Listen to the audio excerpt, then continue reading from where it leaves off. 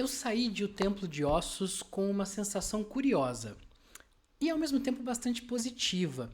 Eu gostei mais dessa sequência do que do filme anterior, e olha que eu gostei bastante do filme anterior. E eu acho que isso tem muito a ver com o fato de que esse filme, ele funciona menos como uma obra isolada e mais como um fechamento daquilo que a gente acompanhou no Evolução, lançado ali no ano passado. Ali os dois filmes eles casam muito bem. A gente sabe que tem coisas ali no primeiro. Ele é uma trilogia, então ali o primeiro deixou muita ponta solta, mas eu acho que podia ter fechado um pouquinho mais a história. E esse aqui ele vem pra dar um encerramento para esse capítulo. Então acho que muito provavelmente se você pegar agora e reassistir o Extermínio, Evolução e o Templo de Ossos, eu acho que vai ficar mais evidente ainda qual era a linha narrativa que se buscava trabalhar. Porque o primeiro filme, ao meu ver, ele tem ideias muito interessantes, como eu já mencionei, mas que elas parecem meio jogadas. Então a gente tem aquela cena de abertura dos infectados atacando uma família, que as crianças estão assistindo Teletubbies, mas que isso só vai amarrar de fato agora. Aparece ali, tem uma ligação que é a última cena do primeiro filme, que aparece ali a gangue dos Jimmys, mas aquela cena fica perdida. Agora, essa cena está encaixada numa história que funciona muito melhor. Então aqui me pareceu que o roteiro foi muito mais consciente. E é claro que isso é um reflexo de que os dois filmes eles foram gravados ao mesmo tempo. Então, Evolução e Templo de Ossos, eles foram filmados de uma vez só. Então, basicamente, eles contam uma única história. A gente tem um terceiro volume nessa trilogia, mas que eu ainda não sei como é que ele vai acabar ficando. Aqui, em Templo de Ossos, é legal que a gente tem a narrativa, ele vai se organizar em dois núcleos muito bem definidos. Então a gente vai acompanhar o resto da trajetória do Spike, né? A gente viu que ele encontra aquela gangue, né, que todo mundo brinca que pareciam os Power Rangers no final do primeiro filme, e agora a gente passa a entender o que é essa gangue, né? Liderada ali pelo Jimmy Crystal, e todo mundo se chama Jimmy, que é nada mais nada menos do que um bando de gente desajustada, como se é de esperar num mundo apocalíptico.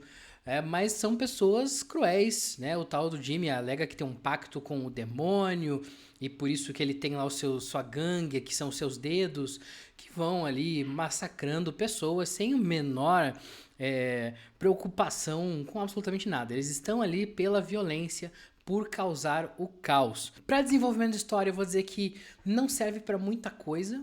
Eu acho que acaba que apaga um pouco o Spike. Ela serve simplesmente como uma demonstração do colapso moral que aquela sociedade vive, mas ele não chega em algum lugar. Ele é simplesmente uma coisa que vai levando ali, que vai a gente vai acompanhando, a gente vai se horrorizando com a brutalidade. Aqui, nos momentos dos Jimmys, o gore, ele realmente é impressionante, assim. Tem uma cena da tal da caridade com algumas pessoas num celeiro que é, assim, que você vai se contorcer assistindo. A gente tem um segundo núcleo do filme, e esse é um núcleo que eu gostei bem mais, que é ali a gente acompanha o Dr. Kelson, né, do primeiro filme, que fica ali no Templo de Ossos, ele que construiu tudo aquilo, e a gente acompanha um pouco da vida dele ali no isolamento. Aqui eu vou entrar um pouco em spoilers, mas a relação dele com o Sansão, né, aquele zumbi alfa que a gente acompanha, não é zumbi, né, aquele infectado alfa que a gente acompanha no primeiro filme. E eu devo dizer que aqui o Ralph Fiennes, ele carrega o filme nas costas. O personagem dele é muito fácil da gente se apegar, da gente torcer por ele, até pelo que a gente já viu no filme anterior. Então eu acho que aqui a abordagem fica mais interessante.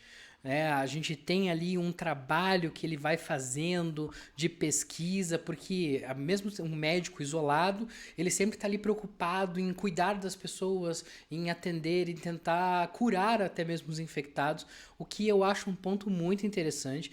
Acho que ali a história toma uma liberdade que não é comum da gente ver nesse tipo de filme, zumbis, realmente é uma coisa meio perdida, e aqui não, eu acho que é até legal para ele dar um certo ar de esperança, que eu acho que às vezes a gente esquece nesses filmes zumbis que a humanidade continua.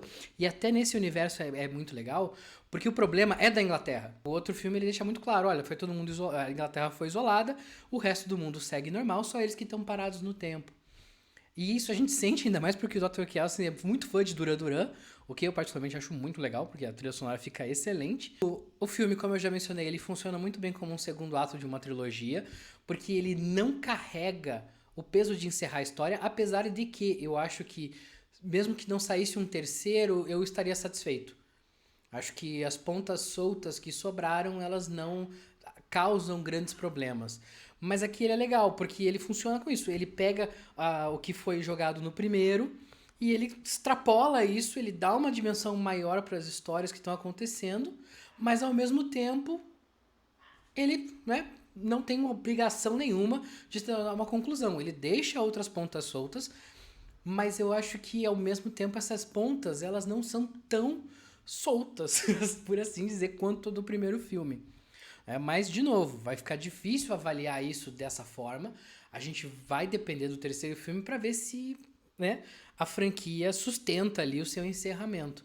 O que eu acho bem legal. Tem uma cena nesse filme que eu acho que ela vai ser inesquecível pro resto da vida, que toda vez que alguém te falar desse filme, a gente vai ter que falar dessa cena, eu não tenho a menor dúvida disso, que é a cena em que nós temos o Dr. Ian Kelson, né, fazendo ali uma performance ao som de Number of the Beast do Iron Maiden. Essa cena, ela é incrível. Ela é incrível, a performance que ele faz, os efeitos, o contexto daquela cena, termina com um visual meio Pinhead, Cenobite, assim, que eu acho incrível.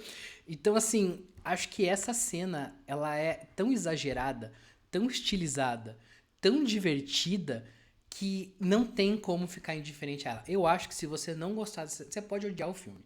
Mas se você não gostar dessa cena, é porque você morreu um pouquinho por dentro. E talvez fosse o momento de você escolhas na sua vida. Porque isso é importante. Essa cena é fantástica. Tá? Isso não está aberto a debate. Mas é isso. Acho que não tem muito o que aprofundar. Eu não gosto muito de entrar nos spoilers. Mas eu acho que Templo de Ossos ele não é um filme perfeito. Tá? Mas ele é extremamente sólido dentro dessa trilogia. Ele vai fechar, como eu disse, ele fecha algumas lacunas, ele aprofunda algumas ideias e tudo isso deixa o terreno muito bem preparado para o terceiro filme. É que agora carrega toda a responsabilidade de amarrar essa história toda. Aí dependendo dele, a gente sabe, a gente tem visto aí muitas franquias que o terceiro filme derrapa demais e não entrega, mas eu tô bem confiante de que essa trilogia do Extermínio, ela vai se sustentar. Então, se esse desfecho acabar entregando, eu acho que esse filme vai acabar virando um ponto de virada na saga. Eu acho que é ele que vai ditar como as coisas vão seguir por essa franquia por muitos e muitos anos. Então, eu saio desse filme muito satisfeito com o que eu vejo. Acho que foi um resultado extremamente positivo.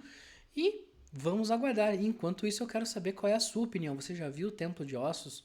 Pode falar aqui. Eu sei que ele vai dividir opiniões, mas eu quero ouvir o que você tem a dizer.